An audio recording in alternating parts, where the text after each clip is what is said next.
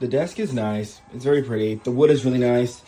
Just be careful because this part doesn't get bolted to the actual desk, so it will slide everywhere. I just put double-sided tape under here to hold it down.